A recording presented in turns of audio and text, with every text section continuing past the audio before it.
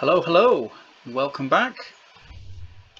In this tutorial I will be covering multi-stage components, mechanisms. So similar to this one I showed in my previous video, where I'm going to have some I've got covers which will open up first and then the engine will move out. So again with this one, push a button and then go out, push a button, engines go in, doors close. And this is done via a combination of two switches. One, I can't really tell their brightness. What's that doing? Right. That one's off, that one's on. There seems to be a small halo. For people who aren't colorblind, that might be a green and an amber or red. I'm not sure, but I can't tell the difference apart from the slight glow, which can be subtle for me sometimes. Now if I go to the connection tool, this is where things can get slightly complicated, but what I'll do is I'll go through the build process step by step. But you break it down to having two switches which are opposite to each other, a push switch which goes to both of them, and to two AND blocks, or for however many states you want to be in. In this case it's going to be one path versus the other path. Essentially, if I demonstrate there, so you can see where they all go, and you can see where they all go. I've got indicator lights just to show when which one's been triggered. So if we watch them, yeah, that one triggered, wait for that to finish, and then the other one triggered. So they can go backwards and back forth again. If you spam the button, it will break, and I don't want to do that right now. These two switches are what are directly controlling the individual pieces. In this case, because these are hinge blocks, that one then goes to the hinges themselves. Again, I reuse all blocks as a way of sending multiple signals to a switch, because each switch can only take one input but can have multiple outputs as seen. Although I think they're limited to two outputs. Oh no, they can do more than two outputs. So yeah, and block, and this is I'll explain it step by step in a moment. But push block and the switch and block, which means for all the connections going into it, they've all got to be switched on for the signal to be put through. And this is where the sort of the flip-flop side of it, in the sense of choosing which path to go down. So this is the left path of that timer switch and those switches there, and that is the right-hand path, and they correspond to in which order to open things. Now that's there. We shall go over to an extra door I made following on from the previous tutorial, but using this staged method. If I fly over here, it is a garage door, but the sort of not so much a roll-up style, but the one where it goes up onto a rail. It's not perfect, but it's okay. And that's just using lots of timer blocks just to schedule when to rotate each of the blocks. So we can see them all in here. If I get rid of the block, there we go. And again, it looks complicated, but I've tried to arrange it nicer.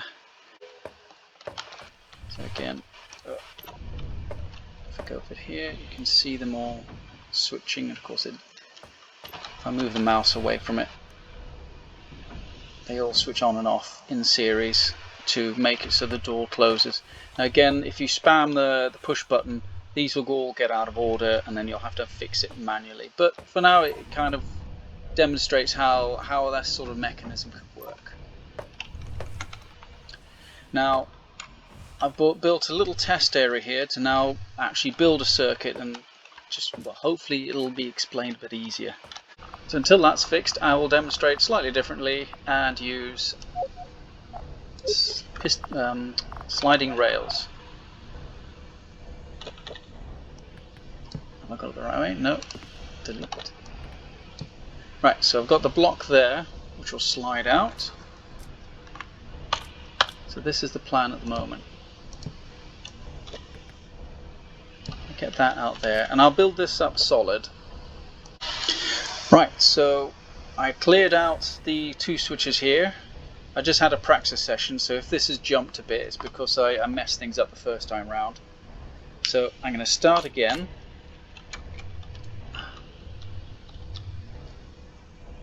Right, so with the gun and the sliding compartment in place, I will now start building the circuit. Now first of all you need the 2 flip-flop circuits and an OR gate, which will allow you to put power into them from the same switch. So that goes to there, and from there I can put power there and put power there. Now I then have switch, 2 switches. One is powering the rail down here. One is powering the rail down there. So if we get it to quick test again, yeah, and there we go. So you can see the order of play that I want it to go. I want that to go first, then that, and then when I push the button again, I want that to go, and then that to go.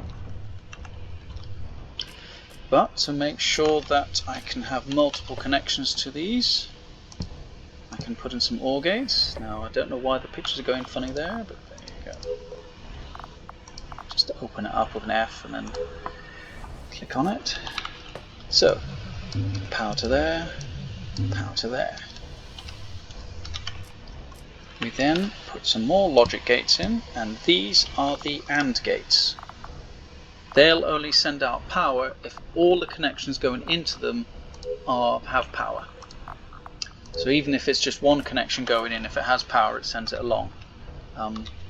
That's how that works. So that is one particular path, and that is the other. So at the moment that's sending power to both of those switches to flip them over. And that needs to send power to that one, and that needs to send power to the other. If I turn that one off, so that's on, right? That one's on. That also needs to send power to there. Click and drag it right. So at the exact moment that you push the button, those switches will be flipped over, but that is also feeding power from the push switch to those two as well. So in that moment, one of those will be meeting the power requirements for those AND blocks. Since it's all sending power in, it's just crazy. Have I got my light on? No, I haven't. It's just white. I do have the light over the top, and the sun's over there. So, as an example, if I pull out one of these little lighting blocks, where is it? Gone past it. There we go. Indicator light. These are really useful to see what's going on.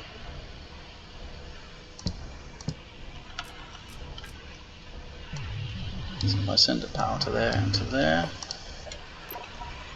you can see as I push the push button, each one alternates. I'll get a different route for the power each time. Right, so if I'll keep them out there actually. Alright, so with that in place, I then take that. So at the very first moment when the switch is powered on, I want that to trigger that switch. I then want a timer block, put there. So at the same time, that is also going to send power to that. So that will happen straight away, and this delay block, if I pronounce it properly, will wait 1 second before sending power to there. And with this path, I wanted to straight away power that side, and via a timer block, which sends there, that will delay for a second, and then it will send power to there. So with those in place now, this should work. We've got a delay on each one, the push of a button, and that goes there. In, out, in. There we go. Now if we want to further do things, we can actually get that there.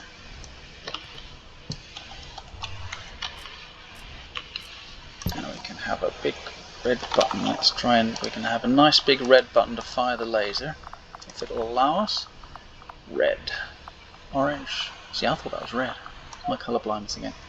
I'm going to put you there. We can put you there. Big red button.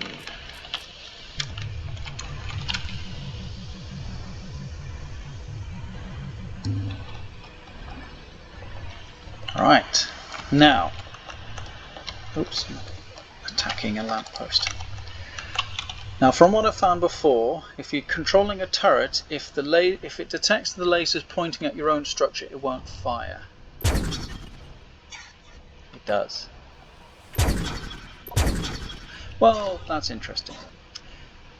You're able to set up a circuit so that when they're all deployed, press it. It will keep going. I'm not destroying anything, am I? But there you go. And that's how to build, in a bit of a convoluted way, I apologise, a two-stage, or yeah, in a sense, a multi-stage mechanism. And again, it's the two switches there. Each switch is going to one of the AND gates, and the OR gate is sending power to the switches and both AND gates, which is receiving the switch from the power from the push switch. And it's yeah. If I had pistons, I'd be able to make that look a bit more extended and cooler. But in this style, you can still still get it to pop in and sort of do its thing. You can get everything tidy. Actually, let's get that, and I move across to there.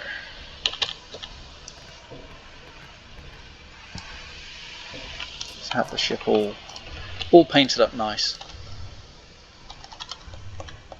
Actually, get those bits coloured in. Yeah.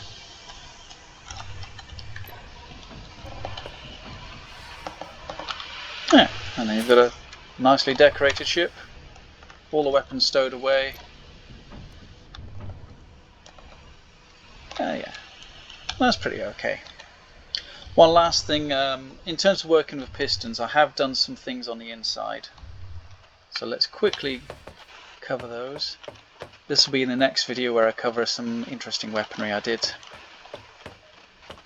Oh, let's switch that. Building up in this area a little bit. Right, so we've got an example of a piston here, and it's quite good. You can actually go up to it and change the speed and what range. I think it maxes out at 4. Yeah, I did try setting it to something like 10. You can move onto the platform, push the button, and leads up. There we go. Look along here. I've got the platform up there. If you open up the gate, it's on a slider rail at the top. That button won't work to bring that down. You've got to have that closed, and then it lowers the platform. You can move outside. So it's a nice retractable landing pad. Close it again. It goes. So the pistons come in 2 sizes. This is the larger size single block. I could have added more pistons and just, while not have them connected to this, but I could actually just have them all triggered at the same time. I've got a block up here. Oh, what's it called again? Shipyard block. shipyard system, just so that I can bring a ship in and get it to automatically land. Oh, need that again. There we go. Yeah, I'll keep that one actually. So I'll close, bring it down. Now the system for the block in between each one, I'm using a NAND gate so that it'll only activate if any input is inactive. So that gate at the moment is switched off, which means it's sending an off signal to there. And that one, let's see what else goes to it. Yeah, that's the only thing that goes into it. Because that's just the only connection, it's going, well, I won't send any power. Well, because it's the opposite one, the little circle there means that if the power is switched off going in, it'll send power out. And I've got an AND block there, which is basically saying, well, if I need to have power from there, and I need, well, let's say, yeah, I need power from that one as well, which is also going to feed. Oh, I thought it would be feeding. What's feeding that one? Oh, that's just going straight to the piston. Yeah. Those are connected to all the push switches which control the platform. So as long as power, when you push them, it sends power from there, and if that one's sending power, then it'll all work. Should probably try and do it the other way around so that you can't open the gate if the platform's up there. But yeah. Oh, I haven't closed the roof off. Do that now. There we go. So that's down there. I can open this up. Yeah. I can keep pushing it all I want. It won't work. So I've got to close the gate. I don't know why. I like building bases with health and safety. It's yeah, part of the fun of it. And you can just send it up and down. I have tried parking a ship on here. Oh, it's back up there. But I think my landing pad's a bit too small, and it doesn't. The ships don't seem to like it when something moves around them. They tend to clip and bounce around. But that is pretty much it for this tutorial. Yeah.